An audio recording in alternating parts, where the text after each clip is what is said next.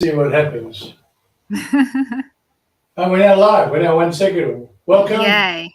Dr. Vanessa Hipolito. That's wrong. Got your name wrong. That's how you typed it in. It's actually Atienza. Atienza-Hipolito. Confused Yeah. me there. Because it's even here in your book. Yes. Hello, everyone. Good evening. Good. So it's been a bit hot here in Perth today, so I switched from my customary whiskey. I'm having a gin and tonic today because it hit like 30 degrees, I think. So cheers.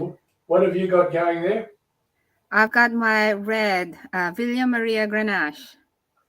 Very nice. So cheers. Cheers. Welcome to the studio. So we had a little chat the other day. So you're very well qualified, and you came from the Philippines where you didn't know to swim, and next or so you're going to do the Strand Sultan Jetty, all 3.6 Ks of it. So tell us, how did that come about? How did you wind up being involved in that? So thank you for asking. I love telling my story about my swimming adventures. So I'm from the Philippines, and coming from the Philippines, although we live in the islands of the Philippines, I don't know how to swim back home. And we are not taught how to swim in the Philippines. It's not part of our life and school. Unlike my Yeah. kids, they knew how to swim when they're already going for swimming lessons when they were 6 months. So it was around maybe before I turned 40 that one of my work colleagues challenged me to do a triathlon event, a women's triathlon event in Hillary's, and she said, "You've been running, Vanessa." Yes, I've been doing marathons or half marathons back then, and I know how to cycle. And she said, "I'm sure you know how to swim." And I said, yeah, man, I know how to swim. I swam one time, did my swimming lessons one time when I was in high school, and I think I can swim." So I said, let's sign up for the March Women's Triathlon event. And it was January. So we started meeting up in the pool to do swim practice. And I realized, OMG, I don't know how to swim more than more than 5 meters. And I was feeling panicky. And so I said, oh, I got myself in trouble. I've signed up to do an open water triathlon event. And I thought I know how to swim, but I don't know how to swim. So I did some few one-on-one swimming lessons at the local pool at HBF here in Claremont. And I thought I can swim 50 meters, and I could not until race day.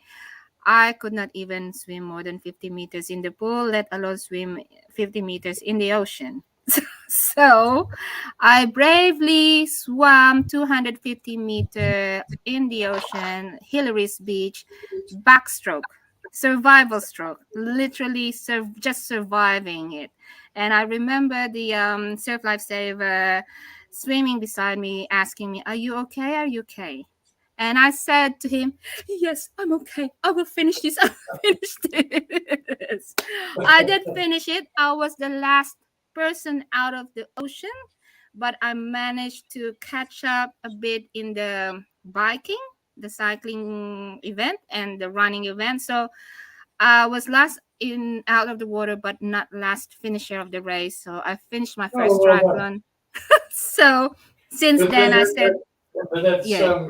quite a leap from what I read here. Yeah. So from then on, I said I need to start doing swimming lessons, and then so been doing swimming lessons for 3 years. I could not overcome my panic attacks. Then eventually, I found an appropriate expert coach, swim coach, in Bold Park. His name is Daniel, and we did 2 years of one-on-one swim lessons. And because of that, I managed to overcome my panic attacks, my fear. I overcame my fear of the ocean and fear of swimming, and at the same time, I had the courage to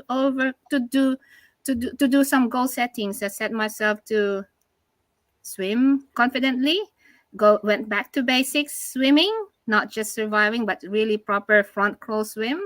And since then, I've done a lot of triathlon events, half Ironman events, and my ocean swim events. There's a lot during summer here in Perth. So I've done a lot of that over the years. And my last personal best was in February this year. I did my first ever longest endurance swim, which was the Boston Jetty swim. And I'm doing it again next year. So yes. So I'm very excited to share that story.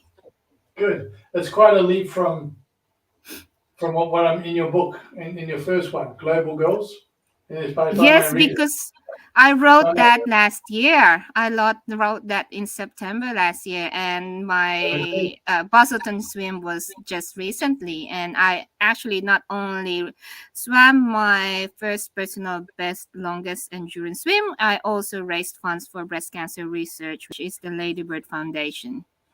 Well, maybe you can tell us how all this came about, because I'm reading from your book now. Okay? Yeah. So and you can tell us then how you got from what I'm about to read to what you just said. So it says here, like any kid living in a third world country, my dream back then was to become a doctor, so I could help cure people and provide for my mum financially. My dad left us when I was 9 years old. My mum was the sole breadwinner in the family. She was working full-time, rode public transport to and from work, left home early and arrived late, already tired with little time for me and my sister, who was only 5 years old. We looked after my mum and only time with my mum on weekends. I love my mum so much, and I appreciate all the sacrifices you made to feed and educate us. So how did you get from there to here? Yes. So after doing medicine and specialty, I did my specialty training in the Philippines. I did my radiology training in Manila.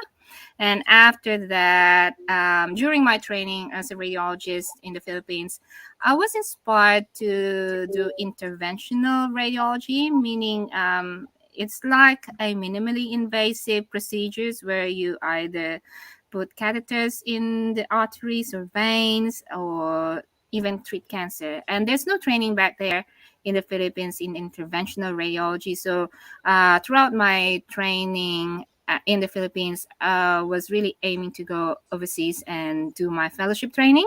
So after my 4 years of radiology training, I applied for a fellowship position all over the world, including America and Australia. And Sir Charles Gardner has given me the position to come over here in 2005. So I arrived here in 2005. Arrived for a 1-year medical training visa, and my plan was to go back to the Philippines and practice as an interventional radiologist in the Philippines. And actually, I'm blowing my horn here, I will be actually the first female Filipino interventional radiologist in the Philippines back then. But my destiny was different. Okay. Sorry to interrupt. No. I'm saying well done. Well done. Yeah. So my destiny was not that. It's not my plan was to go back after my 1-year training. But I arrived in January. I met my husband Glenn, who's also Filipino, in March of 2005. We got engaged in June 2005, and we got married in November 2005. So I did not go back to the Philippines. That's quite a whirlwind romance. Yes, it was indeed. And we just celebrated our 17 years of anniversary. Was 5th of November. Yes. Right. Yeah, so that's how I came here and decided to obviously migrate and not go back to the Philippines and start a family here. And yeah, and And you then started this a business here. say again, sorry. You started a business here. Well, that's a different story. So, because I'm as an immigrant doctor in Australia, you need to do a few years of local training and you need to sit the exam. So that's what I did. I basically retrained as a radiologist here in Australia. I did my 4 years of radiology in the Philippines, but here, including my maternity leave and other leaves, I retrained to equivalent of 6 years before being qualified radiologist here in Australia. And after that, I've got a job as a general radiologist in Mandurah and Banbury, and I was doing, if you call, traveling radiologist job. Either I fly to Esperance, Kalgoorlie, or drive to Narrogin or Northam during those 3 years of my junior radiology career. And then I was given the opportunity to lead the team of Breast Screen Western Australia in Bunbury. And during that job, I was also given the opportunity to do some part-time work in Cottesloe, which is women's breast imaging in Cottesloe. And I was doing a part-time job there for a year. And women's breast imaging decided after a year of me doing part-time work, they sold the business to me. So women's breast imaging is actually a 42-year-old institution. It's actually one of the first private breast imaging center in Australia, and the one and only in Western Australia, doing just breast all day, every day. Wow, So that's how I got into business. So now this year we're celebrating our 8-year anniversary as business owner of women's breast imaging. You've had this business for 8 years now. 8 years, yeah. And back up a bit, it's been going for, altogether about 42 years. Yeah, so this business it's 42 years. So I'm just continuing its legacy, and I'm just passionate at what it is as an institution, and I'm honored to be continuing its legacy, looking after women's breast health in Western Australia. Excellent, because you got 2 other books here. I do. Courage and Confidence. Yes. And The Power to Rise Above. So just tell the folks is that, well, firstly, in amongst all this, where did you get time to write these books? And where did you sit to write them? Because they're actually, well, let's start with one, Global Girls. Where did you write Global Girls? So I wrote Global Girls and Courage and Confidence at the same time, last year, September, October. My first book was The Global Girls. It was actually through Karen McDermott. I was in a WhatsApp group with Karen McDermott and Karen G. Karen G is the Sydney-based couture boutique. What do you call this? Custom. She does custom-made beautiful outfits for women, and they had. Sorry. Couturier, yeah. She's also in the book here. She's the first in the first chapter. Yes. And so the two Karens had a light bulb moment that we are in a WhatsApp group called Global Girls. They had an idea. They said, I think there are beautiful stories from these Global Girls.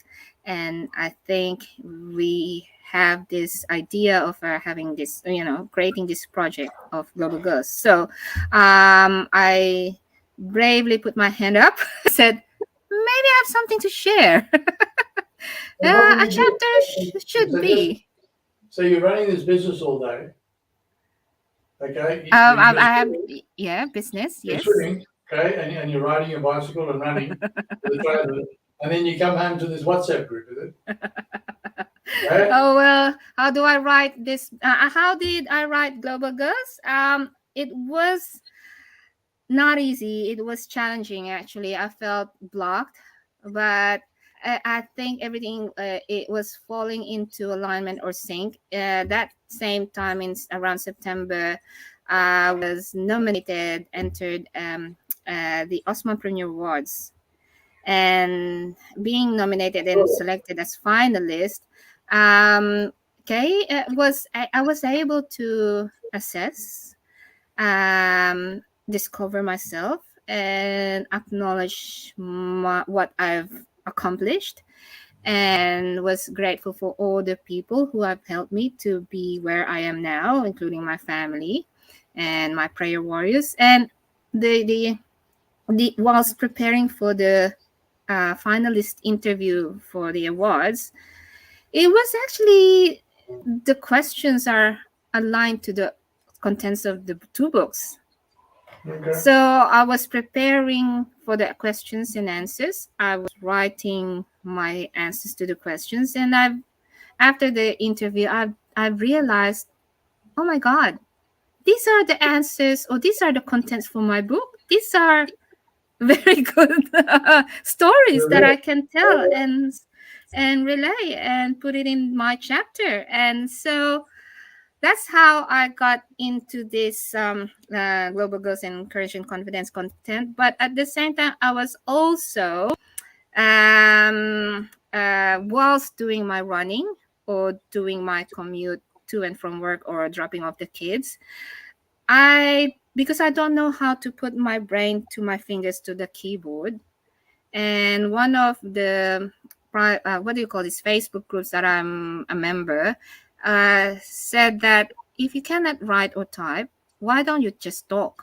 And I said, okay, I can talk. So I was talking to myself, 20-minute drive to and from work or dropping off the kids to school or pick up. And I managed to get to 7,000 words just talking to myself. And so what did you do? Transcribe them, did you? I just transcribed it. I just Okay, played it so you on would- Word. Yeah, I didn't have Otter back then. I did not know Otter AI before. I don't know whether you know Otter AI. It's a speech to Yeah. to text application. Yeah. Yeah. So I was old school. I was just recording myself in my iPhone press recording, and I just played that on my laptop and press record on Word document. And that's all I have. And I just edited it. So how do I edit it? I edit it during the wee hours of the night. My zone of genius, Mike. Unfortunately, I know my zone of genius. It's 10 o'clock in the evening. That's the only time I can produce quality content. 10 to 2 o'clock, 10 p.m. to 2 o'clock a.m. I'm very productive, and that's my zone of genius. That's how I study during my exams back then in med school and during Now my you've answered exam. my question. I was answering my question as to whether your studying block, your time block for studying was the same as your writing block. Absolutely. I cannot write during the day. I cannot study during the day. I cannot study or work or write when I'm tired. I need my sleep. My sleep is very important. So after work. But how are you getting sleep if you're like writing from 10 till 2 a.m.? Well, after work, unfortunately, I need to sleep. I have a nana nap after work. So, Mike, to be honest, I had my nana nap before talking to you today. I had my 20-minute power nap. Because you will not get anything from me if I'm not rested. So you need a nana nap and a Tia Maria and you're good to go. Yes. Right? I need my rest. Rest is very important. And may I ask, you actually sit at the same desk where you study? Yes, this is where I sit. This is where in the library. And that's how I do it for the two books. The third book, which we will talk later, is something different. I did it differently. Okay. So, well, let's while we're there, let's talk about the third book, The Power to Rise Above. So yes, so this is the courage and confidence book that we were talking about, and the power to rise above came about because I was invited by one of my co-author in the courage and confidence book. Her name is Sandy Davis. So she called me in January of this year and said to me that Vanessa, I have a book project. I've got 29 authors, and I think you're the missing link and you're the 30th. And this book, The Power to Rise Above, are stories of trauma, bullying, humiliation, all the negative experience of the authors in the chapters. My story was my story of bullying, humiliation, discrimination, or whatever negative experiences during my medical training and as a doctor. And I just shared. But go back to that. Where were you subjected to this? Where? Yeah, during training, Where? mostly during training back in the And where Philippines. or in Australia?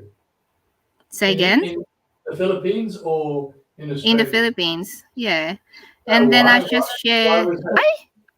Why? Well, at that time, back then, I thought everything was normalized. I thought that um everything that we did or everything that we encountered or the negative experiences we encountered during our training are just normal life of a doctor. And because we saw it from people from the senior years, we see it being done to them, and we thought that it's just get on with it and just do the job and finish school medicine, pass the exam and do the work and take care of patients, and that's it. We didn't realize that it was already bullying. There's no such thing as Sorry, word bullying. I'm missing something here. What was actually going on? What was going on? For example, there will be what do you call this? There are doctors who have adult tantrums, if you like. Surgeons are famous for that. Doctor tantrums, adult tantrums. We're just giving you a hard time. We have a friend who's a vascular surgeon. Surgeons have got egos. Vascular surgeons are up here. He could have a hissy fit at the drop of a hat. So I can empathise with that. So we as a junior doctor, you feel like you're the lowest species of the species in the hospital, and you do all the dirty jobs. There's a lot of hierarchy, right? So you have no voice. You cannot say anything. You cannot fight, because if you fight or you say something, you do something wrong, you are so much in trouble, and you get more jobs than the others. So something like that. Wow. But was that book quite prevalent over there in Philippines? Say again. I think it's still prevalent. But maybe, but we thought at the time when when I was doing my research for this book, I've asked my friends, my mates, and my my partners, medical my co-interns and fourth year medical students. We thought that we're still okay, we're still happy during those periods despite those challenges, and we thought that we not who we are now if we didn't encounter those challenges, and we were able to rise above those challenges. And I just shared how I rose above those challenges, the mind shift, and the people who helped us, and the bystanders, or the who are or our supports. I shared how I felt. It was actually cathartic. I did not know that I was feeling those feelings. And when I wrote this book, I wrote it not by dictation. I wrote it by journaling, after prayers and okay. meditation, I was able to unpack my emotions. And after also reading and inspired by Brene Brown's Atlas of the Heart, I was able to unpack my emotions and my vulnerability. So I guess back then, as a doctor in training, you kind of assumed that was the norm. That's Correct. what happened. Yeah. Was there a bit of a gender bias in this? Is it women got bullied more than men, or Depends which rotation you are. oh, If you're one of the favorites of the male bosses, then yeah. you're in trouble when you go to the female world of medicine, because something like that. That's how I experienced it. But it did not bother me, although it bothered me before. But I said to myself, I don't care. I'll just do my job. I'm a good doctor. I know how to take, how I manage myself in front of patients, and I did not worry about what other people are doing or saying, and I just do my best and yeah, take care of patients and do my job. But when you when you came to Australia, did you experience that same bullying that you speak of? Here is different because it's more supportive. It's not the Americanized style of hierarchy. There's a lot. I feel that the doctors here are more supportive than when I was back in the Philippines. They're more. They are more. What do you call this? Not only supportive, but they also share the Collegiate, the knowledge. word collegiate. Yeah, there's more collegiate. Yeah. Oh, okay. All right. Okay. That's very good. So what's your next book? My next book. Thank you for asking. I've got a few. You got a few. I've got a Got to check few. the files, One, I did a writing session with Katie and Peace with Peace this morning.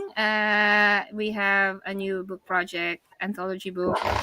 It's called Women Leading the Way. It's via Women Changing the World Press by Katie and Peace, and which is also an imprint of KMD, right? Okay. Yeah, so we did our first writing session this morning.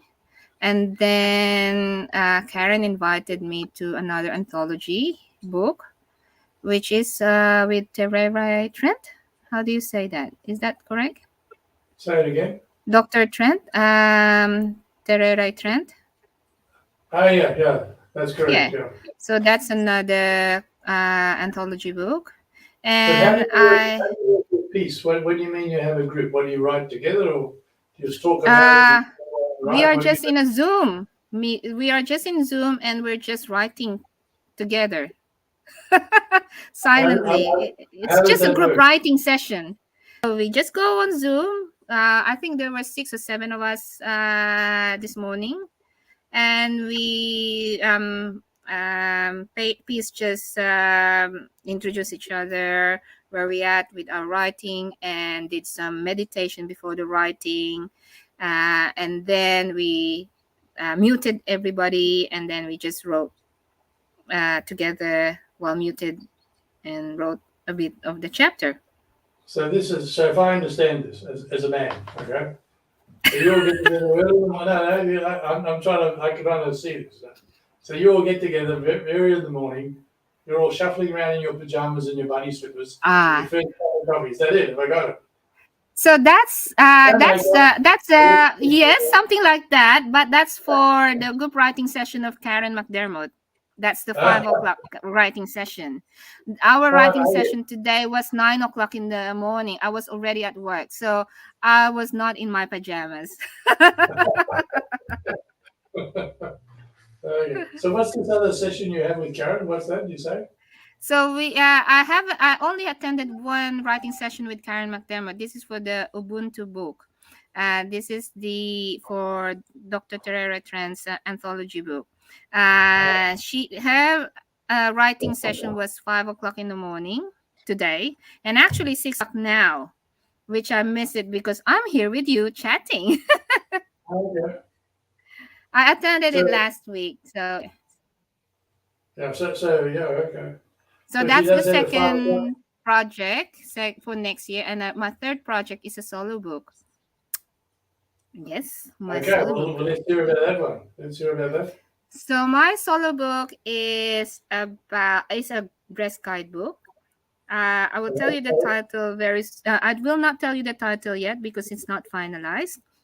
But the reason why I'm writing this book is because I feel that there's a need for this book.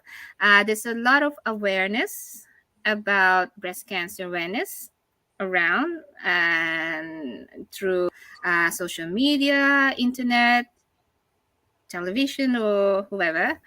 But there's still no updated guidebook for women. There's thousands of information in Dr. Google, but there's no one guidebook that would help women to make a well-informed decision. The goal of this book is to inform, educate, and empower women to be in charge of their breast health. And I'd like to demystify a lot of confusion, misconception about screening mammogram, about breast ultrasound, and about breast biopsy. So I'd like to share my expert knowledge because there's a lot of books already written by breast cancer survivors. I don't know if there's anyone has written a book coming from a breast radiologist. Okay. So I would like to fill the gap of misinformation and health education regarding breast Why health. do you think there's been misinformation in the past? Say again, sorry. Why do you think there's been misinformation in the past? I mean, Okay. Dr. Google does a very good job, doesn't he? Right? Well, number Dr. Google. one, until now, women think that they have to wait until they're 50 to get a check. In fact, they should start at 40. The screening program is available from 40 onwards, and it's not well advertised or not well, even some doctors still doesn't know that women should start at 40, not 50. I still meet women diagnosing women who's been discouraged to get a screening member start screening at the age of 40, and they are being told that they need to wait until 50 before getting a screen. And I'm sure you've heard a lot of stories of women in their 40s being diagnosed with breast cancer. Yeah, of course. But I heard on the radio only this week is that men can also get breast cancer. It's very rare, but yes, I've diagnosed one in my 9 years here at WBI. I've diagnosed one breast cancer in a male. It's very rare, but it can happen too. And usually it's late stage because the male doesn't check their breast. No, they wouldn't. No. You just think your pecs are getting bigger, you know? Yeah. Yeah, So my service, women's breast imaging, is also providing service for men and also pediatric. So not only women. Okay. So I'm still not clear on the books on how you're going to put this next book together. How you so you work you get in the morning and you all sit around on Zoom. Okay, and you all type, but you're all typing your own stuff. So I don't type. I write on my journal. Unfortunately, You're I writing cannot a type. journal. Yeah. You're all just there on Zoom. Yes. Okay, but you're not talking about each other's work. You're just working on your work. That's a bit like being in the library, I guess, is it? Yeah. It's like accountability. I always to sort of bring you to the table to make sure you're doing your writing. I agree, because when I was writing this book, we only had to writing sessions, and it was before the few weeks before the deadline, and I was already panicking because I've written or dictated 7,000 words. My problem is how to reduce it to 2,500 words. So I've got one of my the local co-author in the Curtin Confidence to have a extra writing session with me. So we were doing a few writing sessions together. Her name is Marika. She's also from Perth. So it was really helpful to have someone accountable or a writing buddy, if you like, when it comes to feeling blocked, if you're feeling blocked. I mean, as a fellow writer, how do you do that? How do you work with this? What do you actually do? I mean, considering you're on the, you're probably what, 80 k's away from her. So like this, Mike. Okay, Mike, let's do a writing session tomorrow. Are you at 6:00 p.m.? Now we go on Zoom. If you say, yes, I'm free at 6 p.m., let's go in Zoom. We chat a bit, and then we just write for an hour. That's it. We just go in like here. Why can't you just go on there at 6 o'clock yourself, lock yourself at your desk there and do it? Because it's like swimming, running, and cycling. You cannot always do it alone. You will most likely need a swimming buddy to get yourself out there in the ocean at 6 o'clock in the morning on Sunday. It's not easy when you do it alone. It's a bit like going to the gym, is it? Yeah. You go to the gym by yourself and there's other people picking up weights and you think, oh, well, I better get stuck in here. It's more fun together. So I don't know how I will succeed in my swimming if I did not have any swim buddies. So shout out to my swim buddies. Okay, but do you in this writing Zoom group, do you talk to each other or say? When it's mute time, no. But when you're introducing each other, because this was our first with Peace, it was today was our first writing session. So we have a bit of introduction between ourselves first before we started writing. Well, I've never heard of this. I guess well, I'm a bit behind. Yeah. Well, it's something that Peace is doing it now constantly, and Karen is doing it as well constantly now, which is great. I think it's great. I'm one of those. I got to lock myself in a cave and type. To each his own, but everybody's not available anyway. So whoever's only available. Yeah. Okay. All right, so I'm looking forward to seeing where you actually get to all this. So what are you going to do with the business, if I might jump back to that? So Women's Breast Imaging, open up more practices, because your practice is north of the Swan River. Yes. South of the Swan River, or what? Absolutely. Actually, I'm opening up a new branch in the south of the river by the end of 2023 or early 2024. Well, have you picked a location yet? Yes, south of the river. Well, I think I'm not yet allowed to say where exactly. Okay. But somewhere south of the river, definitely. Okay, all right. Well, I think we'll look forward to that. I don't think they have such a facility here at the moment, south of the river. There's no much. Sorry. I don't think they have such a facility here, south of the river. So it will be definitely close to Fiona Stanley area, St. John of God area. Oh, there. Okay. Yeah. St. John of God. Yeah, so it will cater to the south of the river people and the down south people, because we are in the north of the river, so it's a bit of a challenge for patients coming from down south. I do see women from down south or Esperance or even up north, Geraldton, or or coming from Narrogin. I see women from all over Western Australia. Some are travel, fly, or drive long hours for their check. It's a good facility, though. Yeah, yeah. So yes. All right. Well, I think we just about run out of time. But it's been really wonderful talking to you, and particularly for me as a fellow writer, is hearing about this group that you have.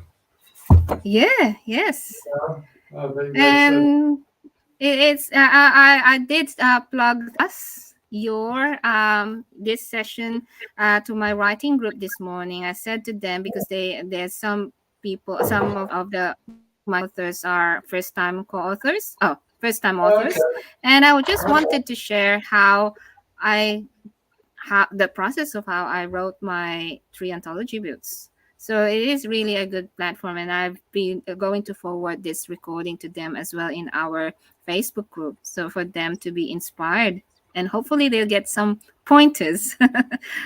Well, I think what is important is that you can show a lot of other people that you're a medical professional. You have a business. You're a wife. You're a mother. You're an athlete. You got all of these things, and you can still do these other things, which actually help people. That it can be done. It can be done as long as you prioritize joy, happiness, finding the joy and happiness in everything you do. I think we should finish on that note. Thank you. But we don't want to finish without talking about your book, right? I'll wait till you finish reading it. So don't forget to buy Mike's book, which unfortunately now that we have our own, we were able to swap our books when we were in Melbourne. Okay. And I'm really grateful for having me tonight, Mike. I really enjoyed it. Okay, it's been wonderful chatting to you, Vanessa. Okay. Cheers. See you. Bye-bye. See you. Bye.